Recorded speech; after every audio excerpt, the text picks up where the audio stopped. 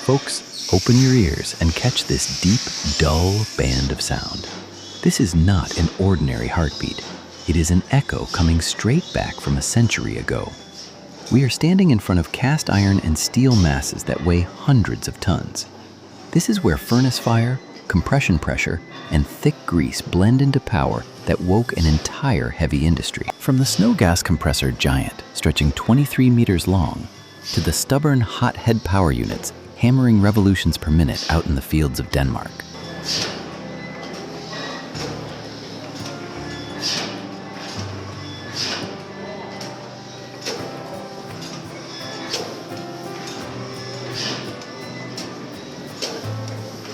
Welcome back to the engine history.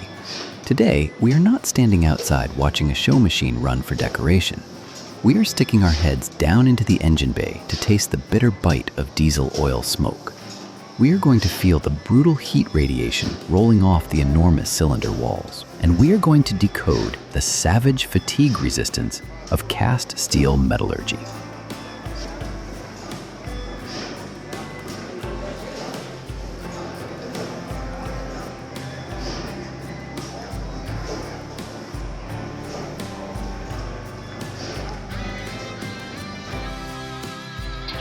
Take a hard look at this Anderson K22 block. Locked at rock-bottom speed, only 320 revolutions per minute, it was never cast to chase speed and scream revolutions per minute. It was cast to grind down time itself. That era's design logic fixed one rule in place. Stubborn toughness crushes speed.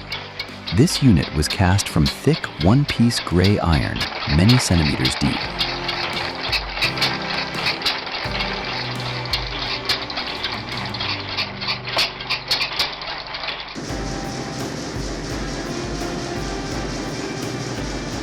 It can swallow continuous heavy loads for decades in the dustiest and harshest environments.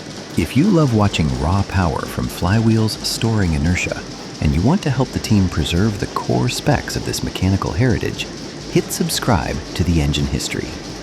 Your follow is the high-pressure oil film that keeps the team moving, hunting down these metallurgical artifacts and hauling them back to the shop for load testing.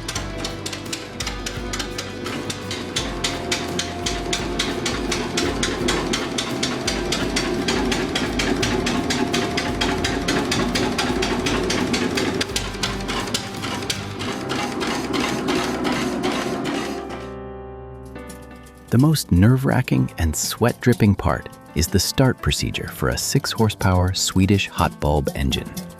With the electric starter and spark plugs stripped away, the mechanic has to clamp a gasoline blowtorch on it and heat the exposed hot head dome until it is glowing before he can swing the flywheel to build momentum. The smell of half-burned, heavy diesel residue mixes with the stink of vegetable grease and floods the shop the moment the engine bites into its compression and firing rhythm.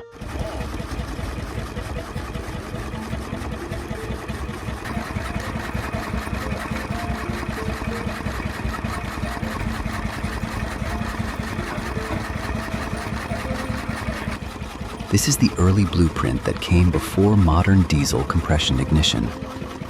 At this stage, the compression ratio and pressure were not yet brutal enough to force the mixture to self-ignite. So engineers borrowed a red-hot point on the cylinder wall to trigger combustion. That stubborn ability to eat almost any burnable liquid, from thick crude oil sludge to rapeseed oil, turned this configuration into a survival workhorse for farmers when fuel shortages closed in from every side.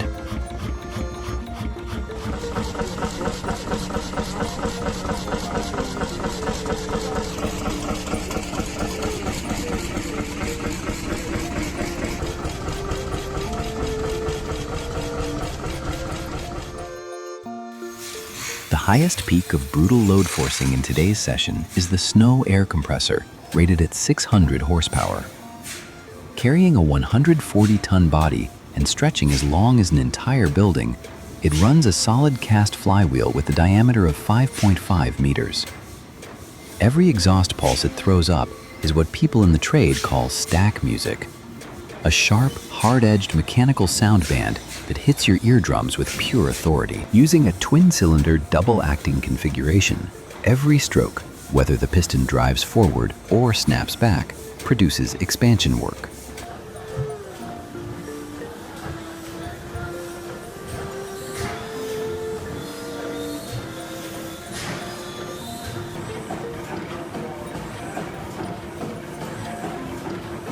It hammers the crankshaft with twisting torque violent enough to tear a load chain, reaching 31,500 foot-pounds, to compress natural gas and shove it through cross-continent pipeline networks.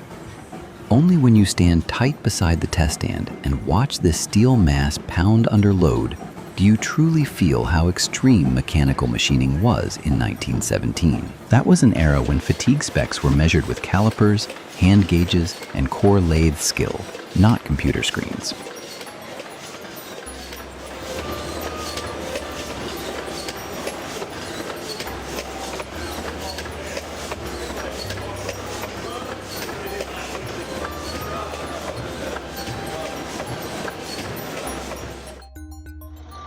Walking through the Tractormania event, the crew can see the evolution of engine casting laid bare.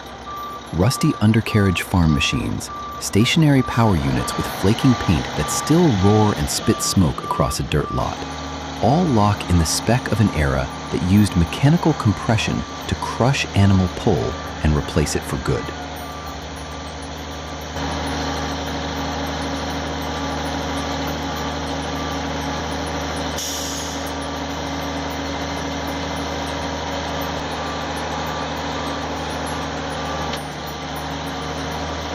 Push the timeline forward and we run into the Mack E7, a long-haul icon of the 1980s. This is the shift point into early semi-electronic technology. A 12-liter block began to have injection timing tuned by a primitive control board.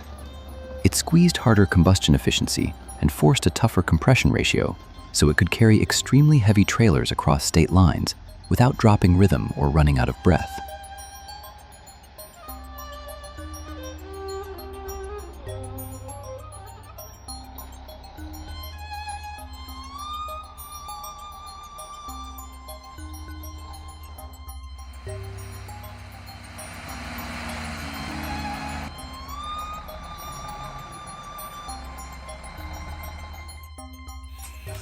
To close today's load test session, whether it is a steam expansion unit running steady at Kama or a diesel workhorse like the Mack, they all land on one shared spec: the stubborn toughness of one-piece cast steel.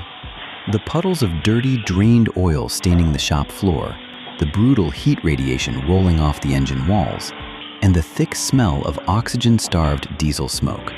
That is the steel-hard logbook recording fatigue resistance carved across centuries of hard RPM. Thank you for holding a position with the engine history, standing in burnt smoke and metal grit to measure today's machines.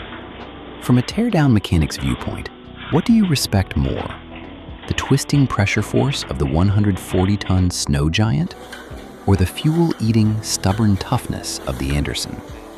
Drop your readout in the comments so the shop crew can dig into it.